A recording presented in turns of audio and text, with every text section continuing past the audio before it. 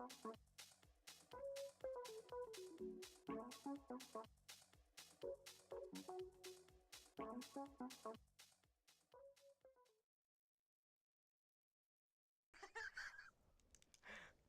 All right, so we're getting ready to do this. So just you guys. We're doing it. Go. All right. So when do you want me to start? Right now. All right. Hello, everybody, and welcome. Thank you again for tuning in to another episode. I appreciate you guys. I love you guys, and thank you for spending some time with me. And I'm telling you guys, I'm so excited about my guest tonight. But before I jump into it, I just want to kind of, as we're relaunching this show again after my little hiatus, I just wanted to say that I've recently became aware that I'm slowly becoming more of Portland's concierge to lots of different types of musical plays, shows, and events, and I'm okay with that title. But what I want to make sure you guys know is that to make sure, if you really want to know the inside scoop and more regarding some amazing shows, and I'm going to drop some names: Book of Mormon, Wicked, Phantom of the Opera, Cirque du Soleil, gotta go to my website because that's really going to be where the most information's at. Plus, I'm doing weekly YouTube videos on those types of things and more. This show, because of the format, I want to take the opportunity to really get an opportunity to kind of sit down, relax a bit, and kind of chit-chat and really have more of an in-depth conversation because it's a better format. TV just works better for that. So that's what's happening here. So my website, go to that, and that's going to have tons of that information that you want for Portland. And like I said, and I was just dropping some names. There's more I want to drop, but I'm not going to right now because I want to use every moment that I can for my guest. Speaking of which, I'm going to read this here. Oh no, hold on. I am so excited to announce tonight that I've got with me Missy Maki, who is the host of Portland's only food and talk radio show, Simple Kitchen with Missy Maki, a food-centric weekly radio program on KPAM 860. She also writes a local food blog.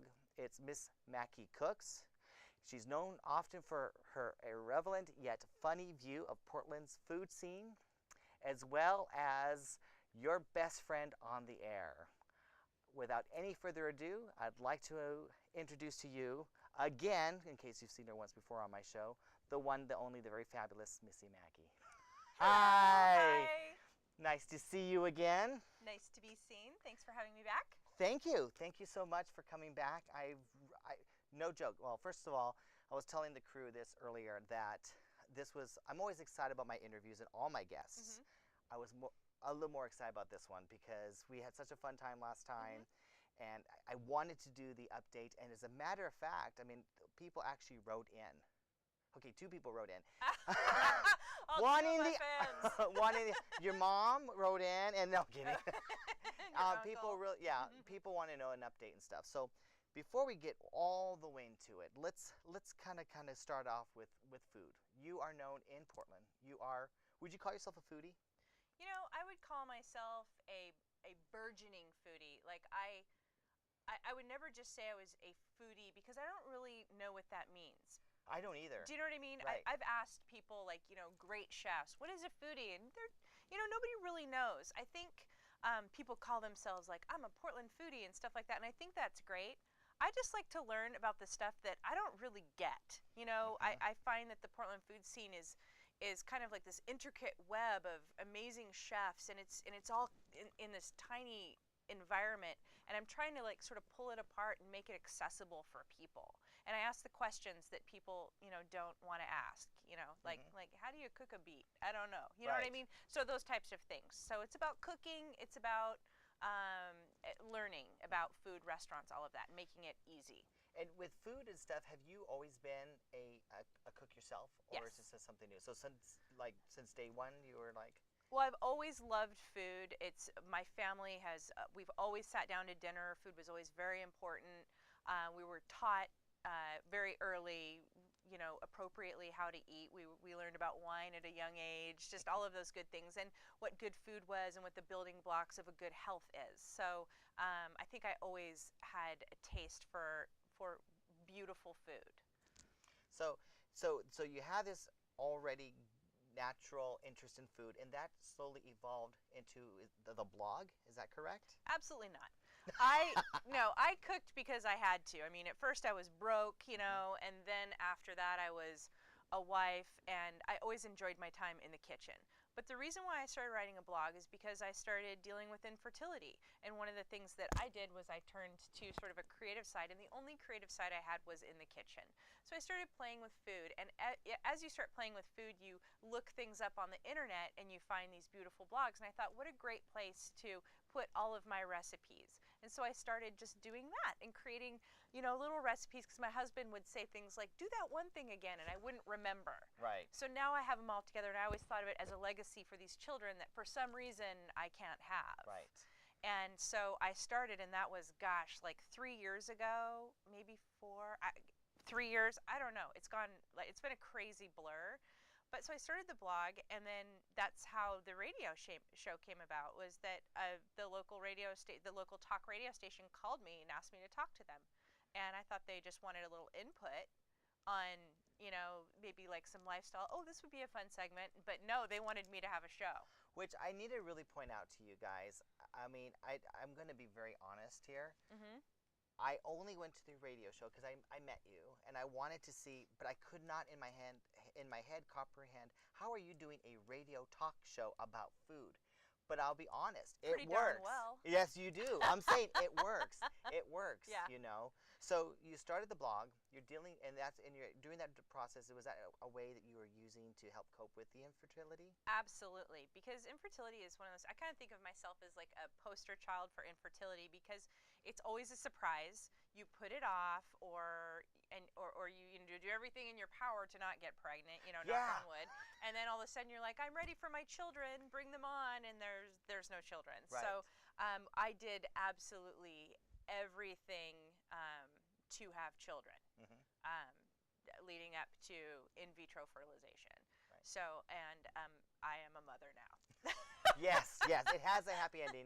And everybody, just to make sure you guys are clear, she has always been very, very open about the infertility. So I don't need you to be saying, why are you getting into her business? No.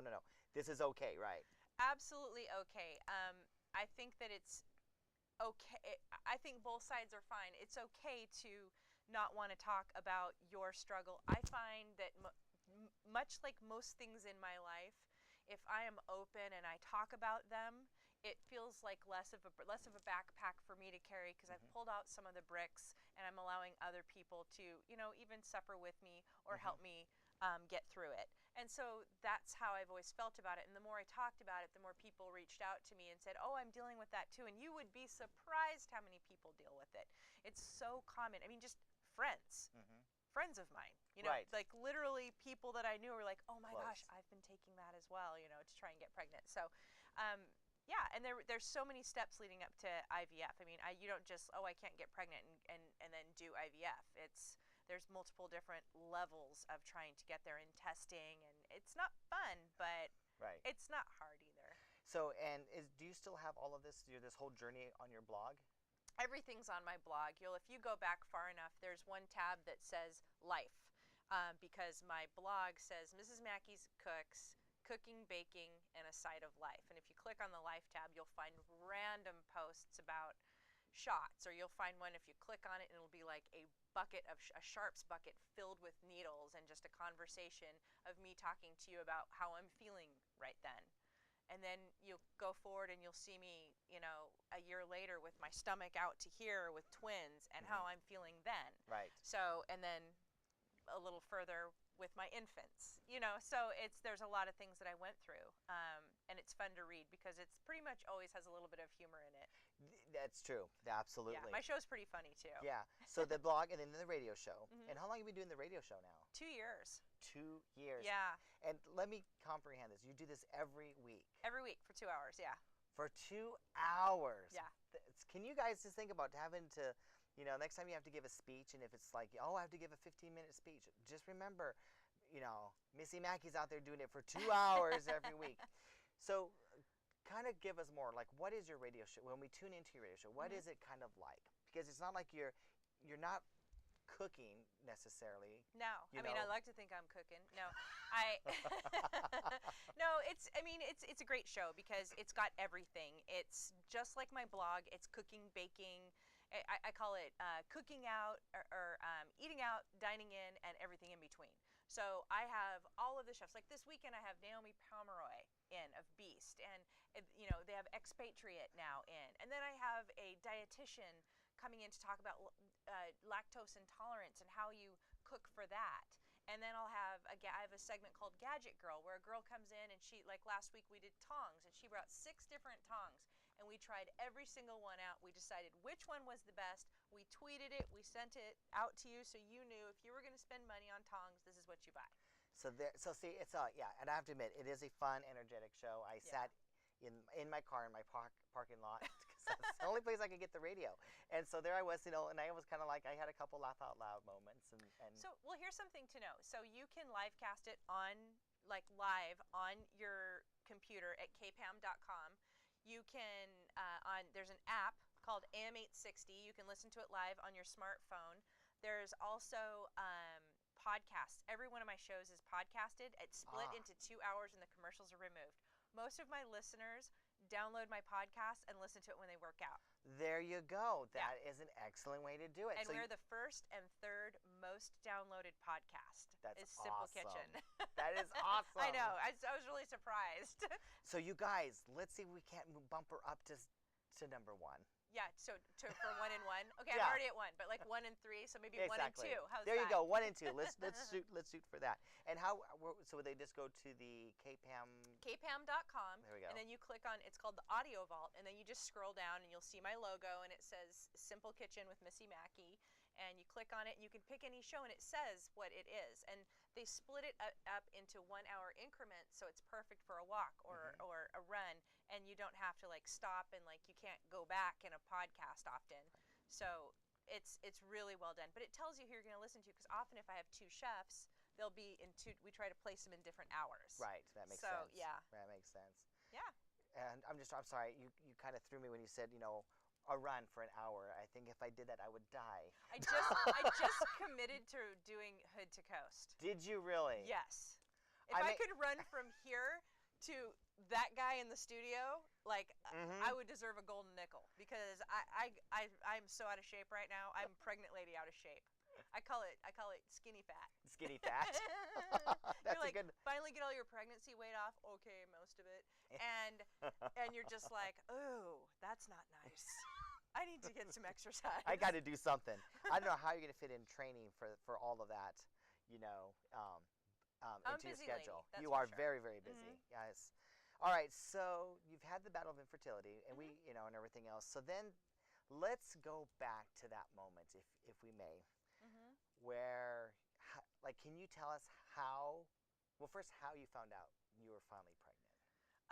Okay, so we went through the process of in vitro fertilization, which is much less daunting than you would think it is. I feel like it's put out there as a much more difficult situation. It's hard, but it's not that hard. Okay, and I had to do 2 cycles. The first one didn't work, so went through the second cycle, and 3 days after, I had a positive pregnancy test. That to me is crazy, so I didn't tell my husband. And we went and got our Christmas tree. I remember that, and I was like, oh my gosh, I think I'm pregnant, you know? And so I waited a couple more days, and it was like glaringly positive, and I just like was like, we're having a baby. And of course, my husband, bless his heart, is like, relax. You don't know. Wait till we see the doctor. Of course, the doctor won't see you for like a tazillion years. Right. They wait Like, forever. let's see you in your 6th month or something. It's Right, like, right. Shut up. Okay, Yeah. I I need did someone IVF. now. I know. Now. But so it was really exciting, and then it was very scary because the nurse called me after I went and had the blood draw, and I pick up the phone because at this point I know the phone number, and I'm like, hello, you know, because I know I'm pregnant, and she's like this, Missy, and I'm like, yeah, it's Missy. And she's like, oh, your numbers are so high, you might have more than one in there, like that. And I was like, okay. And you know, it's always a possibility, but when you were at the point that I was, you really didn't think that was going to happen, but Right. it did. have twins. And you have twins, and you have a beautiful little boy and a beautiful little girl. They are perfect. Yes. They are. They are just absolutely. You know, I mean, on Instagram, you know, you've got a couple photos of them. Just maybe 2. Maybe 2 or 3. If you go to your Instagram, you might have to search a while, but you'll find photos. Yeah. Good luck finding a picture of my children. They are everywhere. I cannot help it. I'm so obsessed with them. So now you're in the middle of pregnancy. Cravings? Any craziness? No, I had like the worst food pregnancy ever. It was horrible. It was horrible. Like towards the end, I might have had a few milkshakes, but other than that, it was just, you know, maybe a couple Five Guys trips. But other than that, here's the thing about twin pregnancies. You are adorable. You're so cute because you don't get like fat. You just like pop out. Oh. You know, and you're just like, oh, you know, you're not like, if it's a single pregnancy, you just kind of get, first you look fat for 3 months, and then you kind of start showing. But with twins, they just pop out, and you're like still your same self, and you're big. But then at about like 5 months, you like can barely walk. You like can fall over, and they're so shoved into your stomach that it was just like the whole thing is like heartburn and like. I'm so glad you mentioned that because I was worried for you. I almost actually because we're on Twitter together, and I almost direct messaged you because you took a photo of you, and I remember it was like a striped dress. You're on top of a staircase, and I was like, you're not gonna walk down those stairs, and if you are, how are you gonna get down them? I don't know. The whole thing is a blur. And so here's the thing about pregnancy too, and women. You will have your kids, and it'll be like the most like, and my kids came 2 months early. I had like an emergency. They came out early. They were healthy and fine. We spent a little time in NICU, which is all very common for twins. But I was, by 4 months, I was sitting there holding my kids, and I looked at my husband. I was like, should we have another? And he looked at me, and he goes, are you crazy? Like that. I was like, so no more of these? You know, I was like, it's just, you forget. Yeah. It's the world. It's a crazy thing that happens to you. But then I was like, oh, okay. Yeah, you're right. I snapped out of it, and I was like, this is good. This is good and hard. Yeah. So, all right. So, Jason, correct? Jason. Yes. My husband. So, when he's texting me right now. Is he? Probably, That's hilarious. Yeah. Probably. Yeah. So when the big moment was happening, you were in labor. How was Jason? So great story. It was emergency, so they came C-section, and it was the last game of the NBA playoffs. And it was literally like the last, I want to say like the last 3 minutes. And the doctor came in and goes, okay, come on, let's take her out. And Jason was like, what? Oh, what? What? Because my husband is a basketball coach, a high school basketball coach for Sandy High School. Go Sandy Pioneers. Go, go, go. Woo! But so he came in, and my husband, I swear he knows everyone. I think I know everyone. He is the worst, this guy. I lay down, and, you know, they're removing my children, and this guy's like, Coach Maki, the baby doctor. No. Jason coached his kids. That's hilarious. Yeah. So then we have the kids. They roll me into NICU so I can see them after they've sewn me up and everything. Yep. And by the way, that whole process, that's crazy. They were like, they said, okay, we're going to put some staples in. And I was like, oh, that's just a phrase. And I hear a ka-chunk, yeah. ka-chunk. And I'm like, oh, you're really putting Oh, okay. Okay. What? Yeah. Tell me about this in advance. So they roll me in to go see my kids because they're you know, being cleaned up and all of that. And there's this nice young nurse there, and she's like, Mr. Maki? Seriously. You're I'm like so he taught her. So it's a small world. It is, especially in Portland. Portland, it is a small city. It's a big city amenities, small town feel. So now you know your parents. Isn't that the most craziest thing? Like the first day you bring them home. Oh, I don't even remember. It was so crazy with them. We spent the first 24 hours like in the living room. I remember it was like, okay, put something under there. Don't let them roll over. Do you let them roll over? You have no idea. You don't. No. I know. And then I remember my husband came into the room and he said, we're putting the kids in the crib.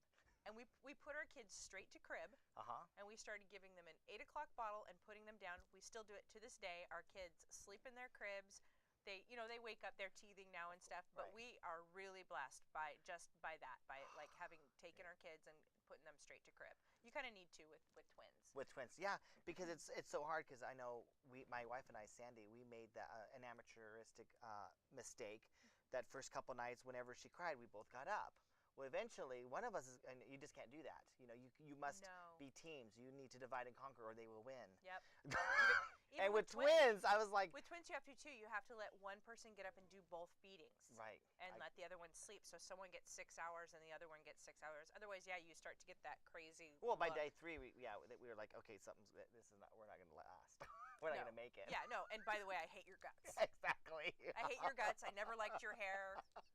Ah! Get out of here. It's so bad.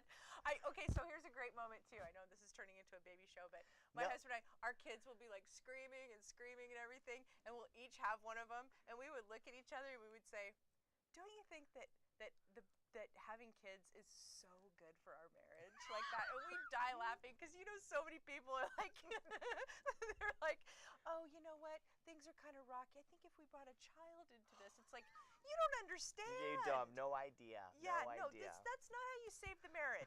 No. It's not. No. No. That's the last thing you're going to want to do. If you're trying to save your marriage, a No. child is not the answer. That will wrap it up But for it you. changes everything so much. Yep. Your roles change, even in your marriage. It does, even in your marriage, because you're just the servant or to them Mhm. now. Sure. Yeah, Yeah. absolutely. Yeah. We made it really clear that we were just going to incorporate our children into our lives. And we've done a Smart. really good job with that. We're Smart. mobile. We were in Montana when they were like 8 weeks, I think. We were on the road. We take them with us. My husband and the kids, they're almost 9 months. They're out there right And I now. got to meet them. Yeah, That was a we pretty just proud we just moment. try to do things together and experience things together. Yeah. I think that works. I mean, Mhm. same thing. We Sandy and I go out to restaurants. Kendra's just a few weeks old. Start going out to restaurants. You Now have she just works. It just works. She gets it. She gets it. Yeah. And it works. So, as if you've got your food blog, you got your radio show, new mom. You have, but it seems like you're also involved now with what is it, events and stuff as well, or what's going on? Oh, what's my? Because I was on Twitter today and I saw and heard. I keep hearing this thing about Cirque de Hope. Oh, okay. So and you're attached to it somehow. I want the Yeah. scoop and I want to share it with my peeps in Portland. Okay, so I'm gonna have to look down because I'm not really good with. I don't know exactly. So May 9th, May 9th. Cirque de Hope is for PRO, which is Parkinson's Resources of Oregon.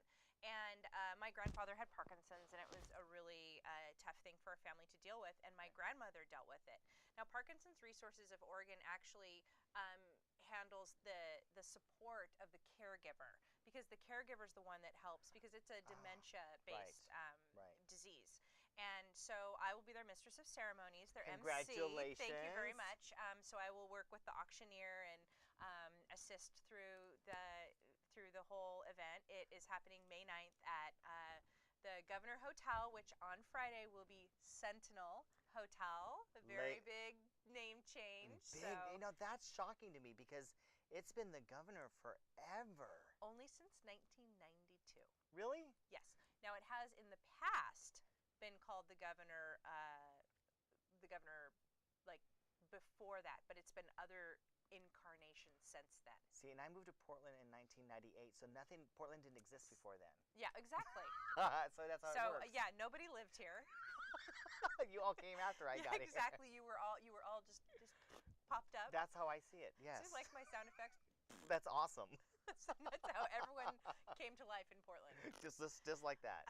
Do that to my kids. That's how I get them to smile for photos. So mistress of ceremony. So, quick question: any selfies? Planning any selfies during this event? What do you think? I would say. I love that would- selfies. I would be. And what about? I hear delivering pizza is a great thing to do, if you're mistress of ceremonies. Oh, should I deliver pizza? Do you think so? Ellen did at the Oscars. That's true. That's There you true. go. It's a step down from the level of than the Oscars, but I'm gonna give it Well, my but Oscar that's how I see you. try. Absolutely. Exactly. Thank you. Yeah. I have a couple other things that I would love to share if that's okay. Please. I'm gonna be at the Portland City Grill on March 17th, this upcoming Monday. I will be one of the female media guests for Meet the Media for Femfessionals, which are Portland female professionals. And it will be a place for women to ask how they can get that very important media exposure. So, Very good. yeah, that I will be doing that as this wall, and that's this upcoming Monday. So it'll be fun. It'll be with some other women, some television, some print, and then I will be radio. And as you guys know, if you're familiar with my show, if you're a subscriber to my newsletter, which thank you guys. I don't know if I mentioned this. You guys, I set a goal for you guys to get to 100 within a week, and you guys did it. I have the best viewers. Anyways, I go through the show, and stuff that she mentions, I will put that in links and everything else in a newsletter. So if you're a subscriber, you're going to get links to stuff that gets mentioned throughout the show, as well as a YouTube version of my show in case you want to see it again and stuff like that. I do that as well. So Cool. Yeah, so we'll make sure that links get put out to everyone as to what's going on, because that's why I do the show. I want to help people get the word out and do stuff. I love it. So what else you got going on? So March 30th, I will be releasing, starting on the show. We'll be doing it once or twice a month. It's called the SK Audio Bar, which is SK is for Simple Kitchen. Isn't that hip and snappy? That is cool. So it's the SK Audio Bar. It's a partnership with Aria Gin, which is a local distiller, and we'll be using like Big Bottom Whiskey and Dogwood and all of those, all the local distillers. But basically, we'll be walking through craft cocktails, how to make them. We'll do summer cocktails, but we make them right there on the air. We shake them up, we taste them, we talk about it. But it's called the SK Audio Bar, and it's awesome. It has its own like bad music. It's like super fun. So do you need tasters for the SK Radio Of course, Bar? you can totally come to my audio bar. No, I'm being serious. I would you love can to. Totally come. Yeah, there's always way too much. It's not. It is an interesting environment. You had. I wanted. I almost like again. We've done a few of them. There was a bartender on there. What was his name? It was Ryan Chonky. There you go. Yeah, and that's him. Okay. Now Ryan Chonky, who he is one of the partners in Aria Gin. He was the head bartender for Wildwood, that just closed, and we were fortunate enough to have Canna Flug come on my show. She called in and talked about the closing of Wildwood, which such a sad thing, but could be a happy ending. I know I'm not supposed to say anything, but I heard a rumor about Wildwood. I hope it comes back. Well, do you think that they're gonna? I haven't heard anything since Canna came on and said that the lease didn't work out. Correct, but there may be a little. Yeah, there's going to be some things coming down the pike, but I don't know if there's something that I don't know about. But there's so much going on in the city, you know. It You wouldn't never know. surprise me. Yeah. Exactly, but yeah, what an amazing restaurant. Amazing restaurant, amazing service, amazing food. It's been there for so long. I remember when it opened. Oh. I lived over there when it opened. It was so But cool. I just want everyone to know in Portland that it had nothing to do with anything of them not being popular. It wasn't because of bad business. This was a whole lease situation. Yeah, the lease just last minute didn't work out. Yeah. So it was a big surprise. And it was all of a sudden they were like, they needed to say goodbye. So they did all these wonderful dinners and they showed like the very last cocktail that Ryan made, and it was really neat. Everything was really meaningful. I was like frantically going through my Instagram, like, ooh, what's happening now? Slide, slide, slide. Like I was there, and commenting like, oh, I'm in the conversation, which I'm not, but I pretend like I am. But you're in. Awesome. All right. So as you can see there, we're got 2 minutes left. No, we just got I here. know. Anything else I want to plug? Okay. That's exactly where you had got 60 seconds. Perfect. Okay, so it's Simple Kitchen with Missy Maki on AM 860 KPAM Talk Radio, the voice of Portland, Sundays 10 a.m. to noon. Please tune in every week. Funnest show ever. And you never know, maybe one day I'll get my lifetime goal, my lifetime wish, and to be somehow on the show. I mean, even if it's just, I wouldn't even say anything. Just sitting there, I can just sit in the back and just take sips of everything. You don't even have shots. And everything else. All right, and again too, all you guys, there was a lot of information and stuff, so it's gonna be a Missy packed newsletter coming right up. But there's going to be more to this show. So this was just, the main. There is, if you like dessert, I'm going to use foodism, then you got to go to my YouTube channel, because there's going to be a couple things that are going to come up that I'm going to be talking to Missy about, but it's exclusively only on my YouTube channel. As many of you guys know, I have been blessed and honored to have been invited to be a YouTube partner, and I am thankful to them. And so I'm going to be providing them some exclusive content with Missy, because there's a couple things that I'm going to get into, but we ran out of time for you guys tonight, so you'll be in a YouTube exclusive. Thank you for coming out and being on the show again. Oh, I came out? Yes, you came Woo! out. Jason, hands surprise. Bullsinga. Well, Well, what an interesting show. right, exactly. You didn't even know. That was awesome. That was awesome. Can't do that on radio. And keep doing what you're doing. You're fantastic. Seriously, Thanks. I really, really, truly think you're doing a fantastic job supporting local businesses and doing stuff for the Portland restaurants. And I just want to say I appreciate it. I know a lot of people out there do. You have an open invitation, so you know how, get hold of me. And as for you guys out there, thank you guys again for tuning in and really, really supporting me and this show. I appreciate it tons and tons and tons. Go to my website. Be safe. Take care, everybody. Thank you.